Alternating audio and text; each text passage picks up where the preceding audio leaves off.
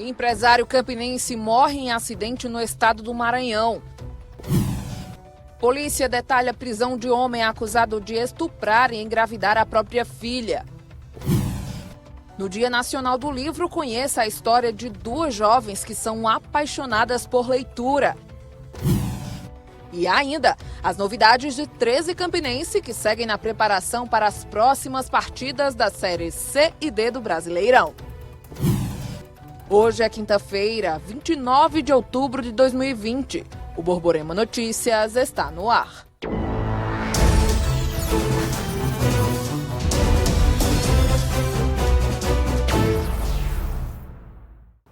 Olá, boa noite. A gente abre o Borborema Notícias de hoje lamentando a morte do empresário Manuel Everaldo da Silva, que era natural de Aroeiras, no Cariri paraibano, e dono da empresa Novo Horizonte Turismo. Ele foi vítima de um acidente automobilístico quando estava dirigindo o próprio veículo no estado do Maranhão. O empresário morreu hoje por volta das 6 horas da manhã em uma rodovia na cidade de Loreto, estado do Maranhão. O empresário se dirigia ao Pará, mas foi surpreendido por um caminhão que, ao desviar de uma árvore, se chocou contra o veículo que ele conduzia. O carro ficou totalmente danificado após a colisão e Manuel, infelizmente, morreu no local. Ele estava na companhia de um amigo natural do estado do Pernambuco que sobreviveu ao acidente e está internado em um dos hospitais da cidade em estado grave. A família do empresário está providenciando o translado do corpo para a Paraíba. O sepultamento ainda não tem data marcada, mas deve acontecer no município de Aroeiras. Manuel era casado e deixa 3 filhos. Agora uma notícia que causa revolta. Um homem foi preso em Cuité, no Curimataú paraibano, suspeito de estuprar e engravidar a própria filha quando ela tinha apenas 13 anos de idade. O crime teria acontecido em 2017 e a garota hoje tem 16 anos de idade. Renato Diniz tem os detalhes desta triste história. O caso aconteceu em 2017, quando a adolescente tinha 13 anos de idade. Ela foi abusada sexualmente pelo pai e acabou engravidando. Por causa disso, teve que sair da cidade de Cuité, no Curimataú paraibano, para se esconder numa cidade em Minas Gerais, onde teve a criança. Lá, ela procurou a polícia, que comunicou o caso aos policiais aqui da região de Cuité, no Curimataú, e o homem foi preso. Ele tem 51 anos de idade. De acordo com o delegado Yasley Almeida, ele ameaçava bastante a menina. Ele falou sobre o caso. A Polícia Civil, por meio da Delegacia de Cuité e do Grupo Tático Especial da 13ª Seccional, deu cumprimento ao mandado de prisão preventiva expedido em desfavor de um homem acusado de estuprar e engravidar a própria filha. Após a prisão, o preso foi encaminhado à cadeia pública local e ficará à disposição da Justiça para, inclusive, ser submetido a exame de DNA para fins de verificação da paternidade da criança. No último domingo, um homem de 61 anos de idade foi assassinado no bairro das Malvinas. A polícia ainda está investigando o caso, mas o motivo do crime ainda não foi desvendado. O crime ocorreu na manhã do domingo por volta das 5 horas. Marcone Pereira do Nascimento, de 61 anos de idade, foi assassinado a tiros neste local onde ele cuidava de animais, na Avenida Plínio Lemos, nas Malvinas. Ele era bastante conhecido no bairro, mas ninguém sabe os motivos do crime. O delegado Cristiano Brito, da Divisão de Homicídios, e a equipe investigam o assassinato. Conforme o delegado, não existe apenas uma linha de investigação. Nós estamos começando com uma questão de descartar aquelas que realmente são mais frágeis e estamos direcionando para algumas linhas mais promissoras. Questão de patrimônio, de terreno, de animais, já que era o ofício da vítima lá, né? No entanto, a polícia já sabe que Marcone foi morto por uma pessoa, segundo as informações obtidas pela delegacia. Ele se encontrava lá no curral dele e teria um elemento, teria adentrado lá no local e teria efetuado um disparo contra a vítima, né? Inclusive, em seguida teria se evadido. A gente está com essa lente, sabe que foi uma pessoa, um elemento só, foi o que nos foi passado. A gente está trabalhando no sentido de identificar essa pessoa e levá-la à justiça. A Polícia Federal cumpriu mandado de prisão no início da noite de ontem contra o ex-assessor do Tribunal de Contas do Estado, Sérgio Ricardo de Ribeiro Gama Filho. Ele é acusado de esconder um celular dentro de um vaso de plantas durante uma ação de busca e apreensão realizada por meio da Operação Calvário no apartamento em que ele mora em João Pessoa. A prisão foi determinada pelo ministro Francisco Falcão, do Superior Tribunal de Justiça. O suspeito e o pai dele são ex-assessores do conselheiro afastado do Tribunal de Contas do Estado, TCE, Arthur Cunha Lima. Confira no próximo bloco. Vagas temporárias devem aquecer o mercado de trabalho no fim do ano e já começam a ser preenchidas em Campina Grande.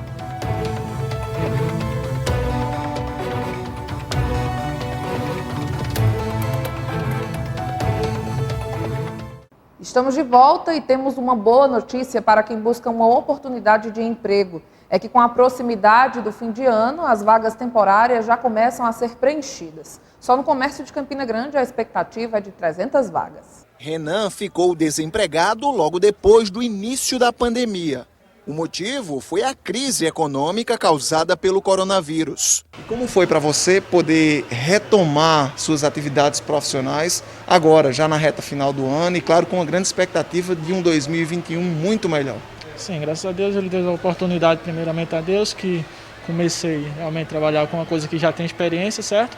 E assim deu o privilégio de poder participar da empresa e fazer com que ela cresça um pouquinho mais. Já Érica precisou se afastar do trabalho antes mesmo do início da doença porque havia dado à luz. Só que quando tentou voltar para o mercado, já durante a crise, a resposta era sempre a mesma. Não, que não tinha vaga no momento. E a justificativa era qual? Redução de funcionários por conta da pandemia. Com as ruas cheias e os clientes mais confiantes, as empresas voltaram a contratar. Renan e Érica foram empregados por uma loja de calçados que funciona no centro da cidade e continua em busca de mais profissionais para a demanda do final de ano. E estamos contratando assim, vai dependendo da forma que o comércio está reagindo, certo? Estamos entrando com pessoas agora já que vieram numa temporada, pessoas que já trabalharam também no comércio, né? E isso é bom até para quem está em casa que está nos vendo, que queiram deixar seu currículo, que venha, que a gente está começando a fazer seleções também. E as vendas estão de fato sendo reaquecidas.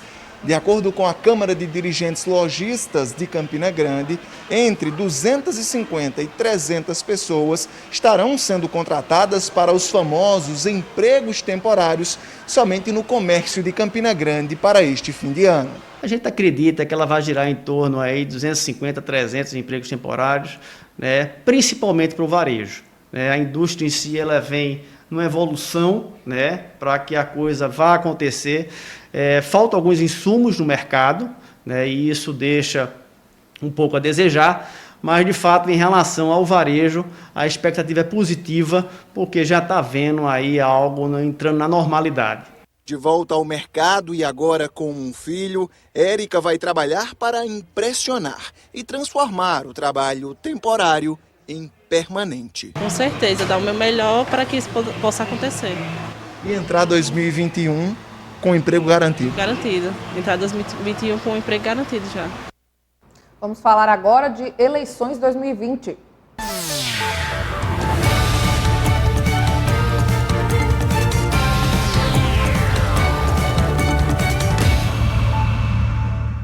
Sobre a agenda de compromissos dos candidatos a prefeito de Campina Grande para a noite de hoje, Ana Cláudia do Podemos participa de debate promovido pelo grupo Soma Network e se reúne com apoiadores e candidatos a vereador nos bairros Jeremias e Velame.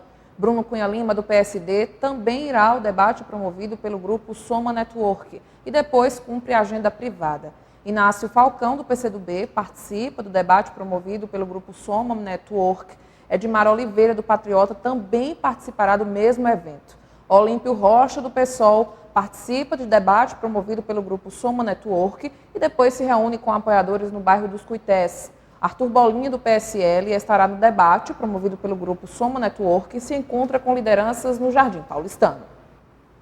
Veja a seguir, no Dia Nacional do Livro, você vai conhecer a história de duas jovens apaixonadas por leitura.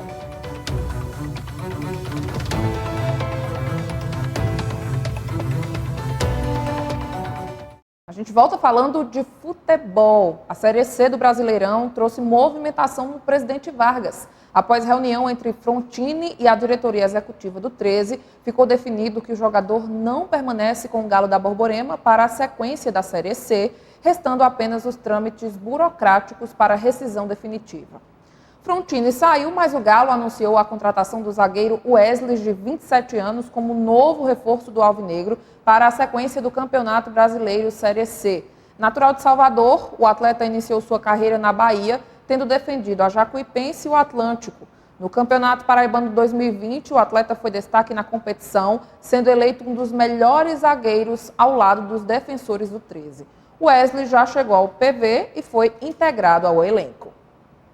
E com tantas mudanças no time, a gente se pergunta como fica a cabeça dos jogadores. Mas, pelo visto, eles já estão acostumados com as saídas e chegadas nos clubes. Pelo menos foi o que garantiu Vinícius Barba. Confira.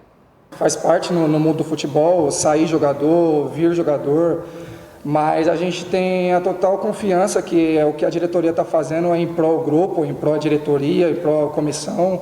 A gente sabe que os jogadores que vão chegar vai ajudar para somar, vai chegar para somar, para ajudar, né, o nosso grupo. Eu tenho certeza que eles vão nos ajudar bastante a sair dessa situação e de repente beliscar algo mais lá em cima, né?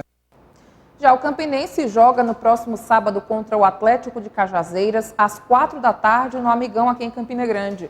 O clube apresentou ontem o atacante Matheus Regis, que foi contratado para a sequência da Série D do Brasileirão. O atacante falou sobre a chegada ao time da Raposa e destacou qual será a sua postura dentro de campo para conquistar o tão sonhado acesso à Série C.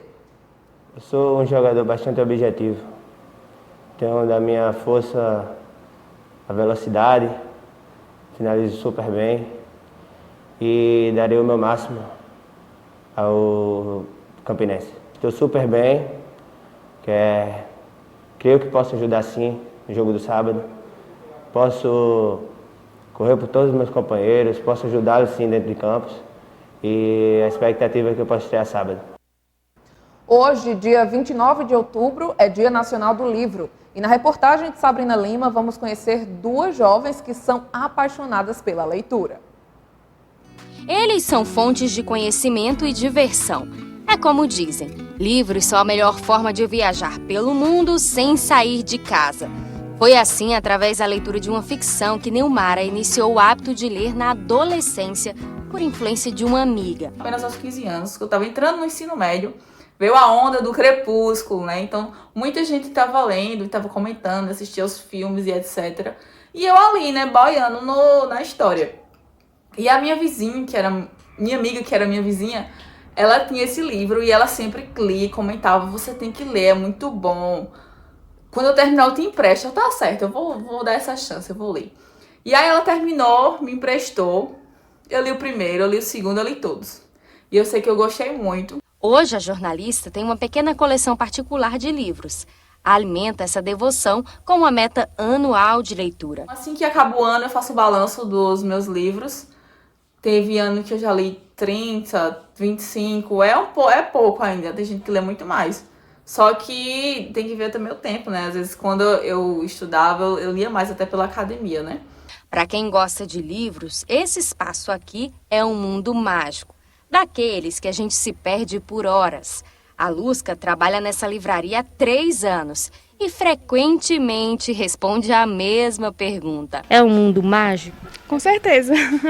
Um trabalho dos sonhos. Os livros científicos, assim como a literatura de romances de época, são os que lideram as vendas na livraria, que está sempre acompanhando as mudanças de gosto dos leitores. Os livros infantis relacionados a youtubers vendem bastante também, assim como os clássicos também tem o pessoal que gosta mais de introduzir o pessoal, né, os mais jovens na literatura mais clássica para conhecer desde o início. E assim, é bem diversificado, biografias, livros de empreendedorismo, marketing digital, que é algo que está bem em alta no momento. Os primeiros registros gráficos da história surgiram com os papiros, uma espécie de lâmina do caule de árvores. Depois vieram os pergaminhos, feitos de pele de animal. O papel como a gente conhece hoje só surgiu na Idade Média. Foi em 1455 que o alemão Gutenberg criou o método da prensa, revolucionando para sempre a história do livro. Mas hoje, na era digital, os livros ganham agora um novo capítulo. É o chamado e-book, que pode ser lido através de várias plataformas digitais. Este é o caso dessa estudante de Direito. A leitura digital já faz parte do dia a dia. Os livros físicos não foram deixados de lado, mas a praticidade da versão online fez ela aderir ao e-book. Você consegue ler mais, já que você consegue controlar a velocidade, a intensidade, aliás, da luz, e também a questão do custo-benefício. Os e-books eles são mais baratos do que o livro físico. Não que a gente deixe de aderir aos livros físicos, né? Sempre tem um prazerzinho de sentir o cheiro da folha, mas com os e-books a gente consegue ter a mesma qualidade de leitura e até uma leitura mais intensa e melhor. Quem ama a leitura faz questão de ressaltar. Seja com o prazer de folhear o livro físico ou com a praticidade da versão digital, a leitura é única e transformadora. O importante é você efetivar o conhecimento e ler constantemente, independente de ser em livro físico ou em livros digitais. Acho que o importante é a gente saber sempre manter o hábito da leitura.